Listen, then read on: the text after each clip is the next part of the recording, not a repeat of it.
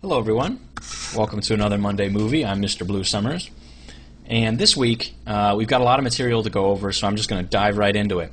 But we're going to talk about using the mental ray sky system, the sunlight system. I think it is one of the easiest ways to get awesome looking renders in 3D Studio Max. So when you're modeling and you want to make a clay render, I recommend using the daylight system. It's a great way of adding color, adding depth, adding a lot of crispness to your renders that you might not otherwise be able to get quite so easily.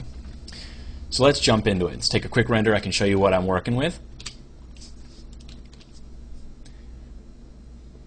So I created this scene.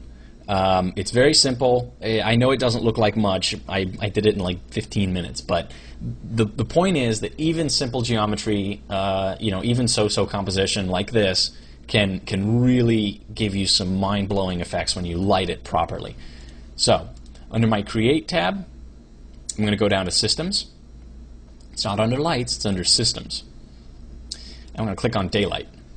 Now, the first warning I get is to enable photographic exposure control. The answer is yes. We definitely want photographic exposure control. It'll help to keep the intense light from the sunlight object in check. Otherwise, it'll totally blow out your scene. In fact, it might even I might get another blowout effect soon here. Let's create the daylight object. There it is. So, two things. The first is that my scene got blown out anyway, but it's not because of the exposure control. So in the render, it'll look pretty normal. But in the viewport, it looks like this because excuse me, because of the sun object that we're using. So we'll need to change that. The other thing I want to tell you is that the daylight object is very similar to the skylight object. It doesn't really matter where you put it in your scene. What matters is that it's there, and it just represents daylight. So let's hop over to the Modify tab, and I'll give you the rundown of some of these parameters, although I can't go into all of them because I really want to share another aspect of this with you a little bit later. So, under the sunlight object, we have a few options. We have the original IES sun, which is it's more for the architectural type of renders, but in our case we're going to stick with mental ray. So we want the mental ray sun, and you'll notice that my viewport just got a little bit more in check. The other thing that we're going to want is the mental ray sky object, and this will give us that haze effect, so the atmospheric perspective. It'll also give us the indirect illumination that we want that's colored according to the mental ray sky. So it gives us this sort of bluish, hazy color. It's really great. So we're going to click yes. We definitely want that. The next item on here is the positioning. So we can manually position our sky. So I can now use my gizmo and just pull it around. This not only determines the angle at which the light strikes your scene, but it also determines the color. So if I put it at a really glancing angle like this, I'm going to get sort of a reddish, orangish color. Whereas if I put it at a direct angle, I'm going to get blues and yellows from the sky. So I'm going to give us a semi-glancing angle because that orange is pretty awesome. However, if you're doing an architectural visualization for like a client, you can use the day, time, and location. And under the Setup tab, or the Setup button, you can then determine where that is, at what time of the year. And you do this to sort of analyze, at what angle the light is going to come through certain windows. Is it going to hit the CEO right in the eyes every single day? And that's a quick way to get into a lot of trouble.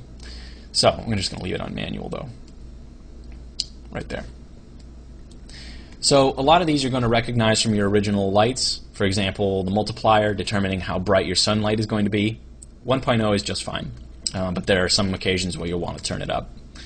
Shadows, the softness samples of 8, you can tweak this to get a performance boost. Same thing with the photons.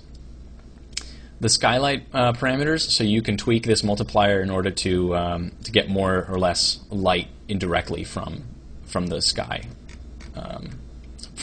system. Of course, your indirect illumination for mental ray and your light shader. All right, let's take a render. Let's see what this looks like.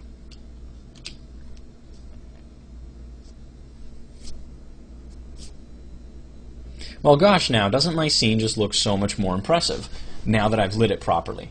Before it was gray, it was flat, it was unimpressive. This lighting setup is very simple to use. It's very simple to have in your scene, not just early on for like clay renders like this, but you could keep this lighting solution all the way through your project. It's very cool. There's one more aspect about it that I want to show you, and that is that this scene is semi-outdoors. It's, you know, we've got some exposure to the sky, but not a ton, you know. What if you're using it for an interior render, an interior architectural render?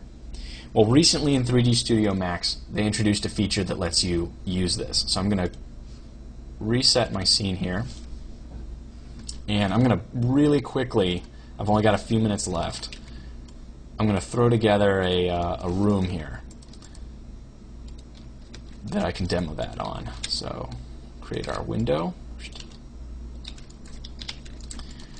We want a little bit more space inside. Flip these polygons.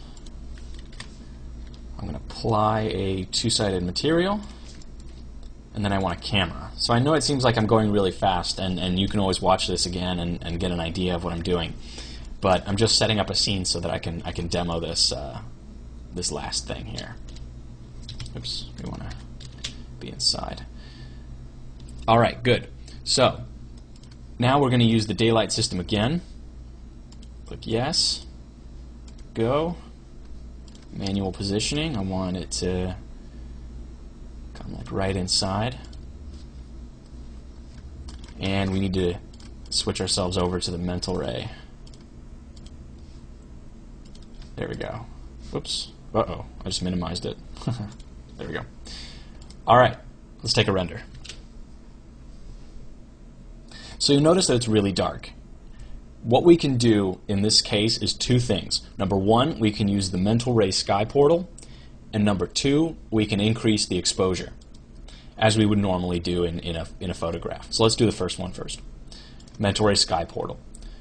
This is a rectangular light that you can put in windows. So about 90 degrees there. And when you've sized it and positioned it properly, it will tell mental ray, hey, there's a window here, so try to push light through it.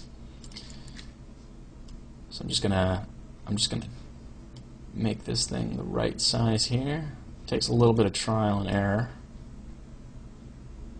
And you just want to get it as close as possible. It doesn't really have to be perfect, but you'll want to get, you know, close.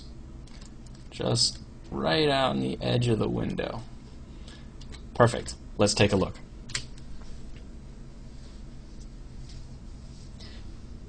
Now I don't know if you're going to be able to see it on your end after YouTube has compressed this video, but we now have a little bit more glare around the outside of the window, and now there's more indirect illumination coming through the window and illuminating some of the walls. And when we increase the exposure, we're going to see that in effect. So I've hit hotkey 8. I'm going to go down to my exposure control, and I'm going to decrease the exposure by 5 steps. So now we're at 1/16 of a second, which is pretty much in line with how you would take a photograph indoors. And now let's re-render.